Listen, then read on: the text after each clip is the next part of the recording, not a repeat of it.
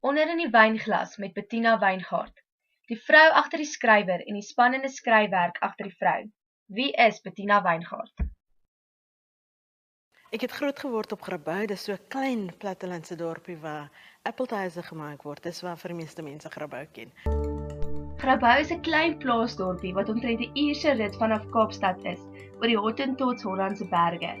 As jy in die rigting van die dorpie ry jy deur van die Wes-Kaap se pragtigste valleie, die Elgin Vallei wat volop met blomme, vrugte, fynbos en wyn is.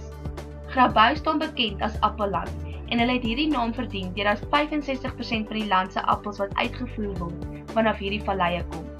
Bettina het groot geword in Grabouw saam met haar ma, pa en ouer broer en woon steeds vandag in die Oeverberg area van hierdie dorp. Ek het skool gegaan by Groenberg, daarna is ek universiteit toe waar ek by Stellenbosch regte geswat het. Na universiteit het ek vir so 15 jaar regte gepraktiseer. Eers 'n bietjie kriminele reg, toe het ek meer menseregte en genderregte gegaan. Toe het ek vir 'n ruk besluit, okay, ek hou op en ek het begin skryf aan my eerste boek.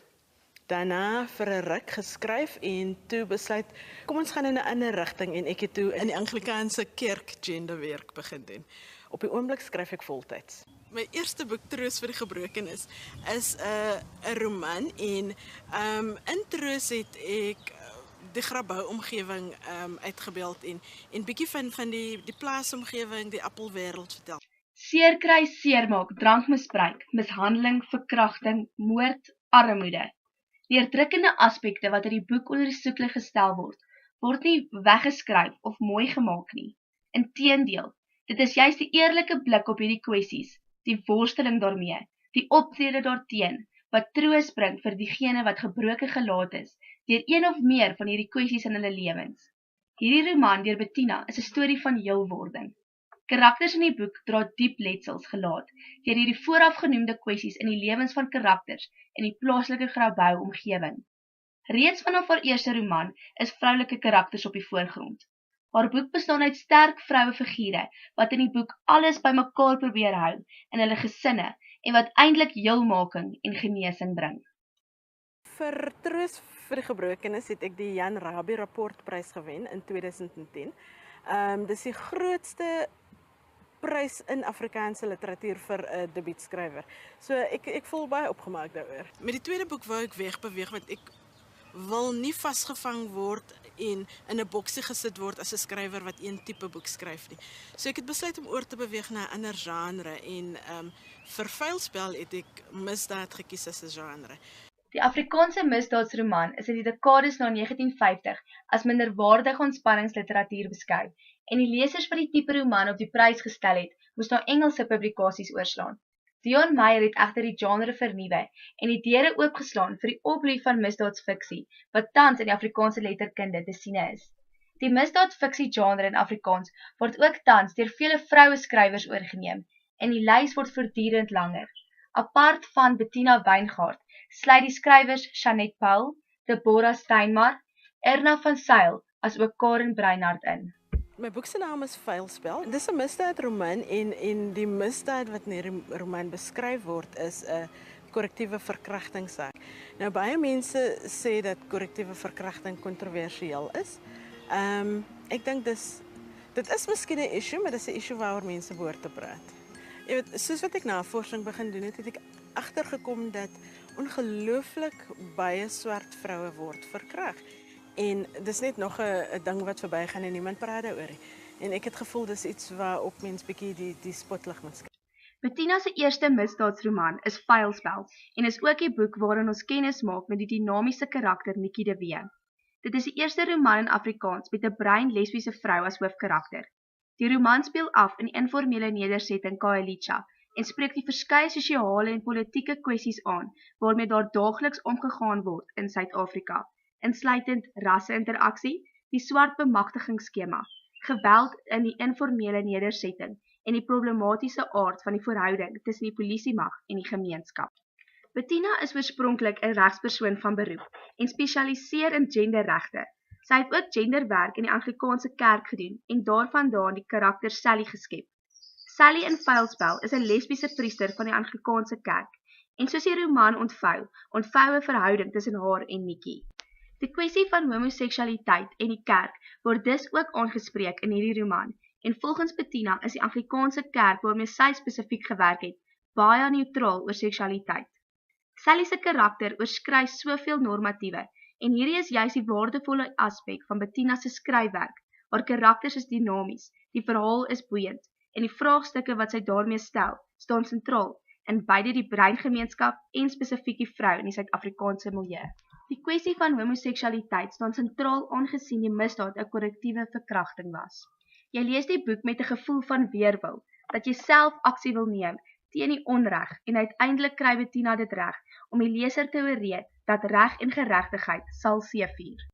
Die karakters is revolusionêr en eerlik, die vraagstukke aktueel en dinamies, terwyl Bettina se skryfstyl simplisties van aard is, sodat die verhaal en die gebeure autentiek oorkom.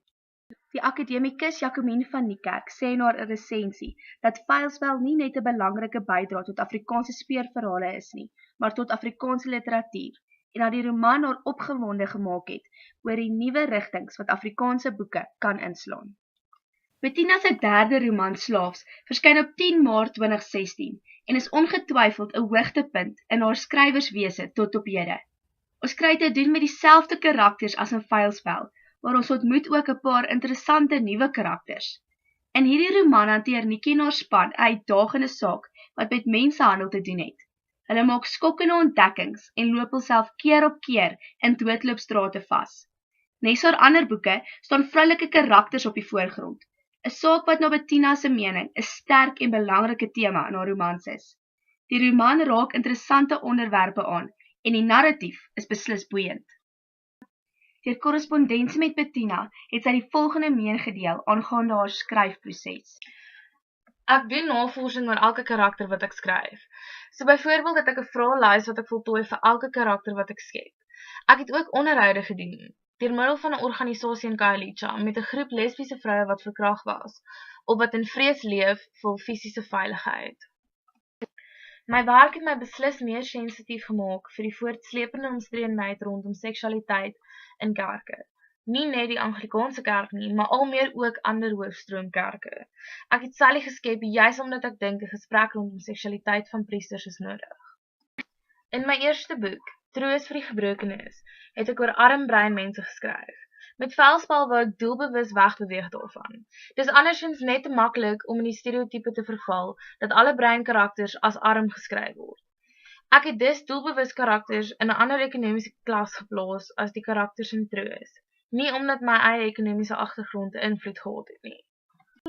Bettina is dan ook onder meer die ondervoorsitter van PEN Afrikaans en speel 'n groot rol in die bevordering van die instansie. PEN Afrikaans is gedeelte van PEN Internasionaal, wat 'n internasionale instansie is wat taalregte en moedertaalonderrig bevorder. PEN Afrikaans poog om nuwe Afrikaanse skrywers wat die skrywerswêreld betree, 'n stem te gee.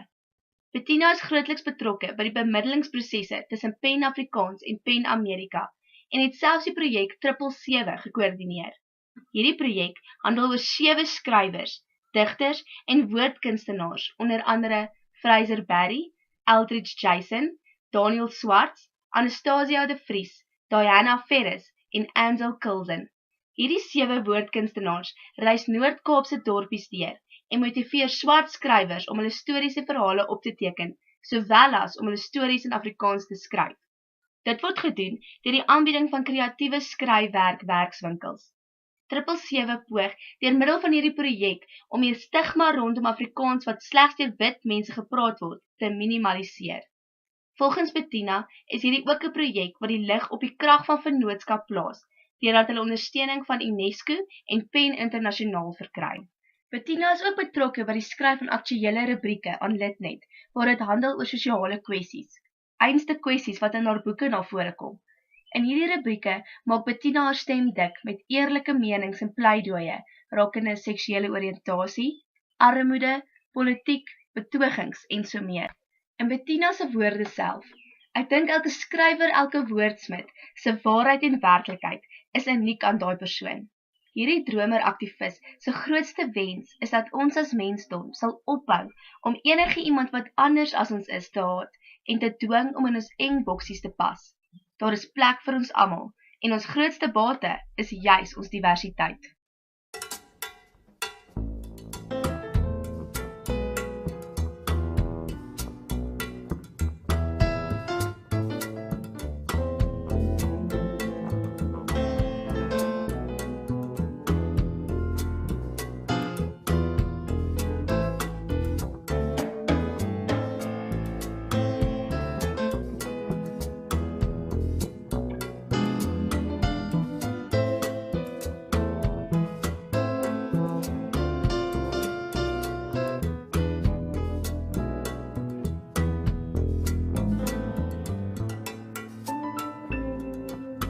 Onder in mijn whiskyglas zie ik jou weer.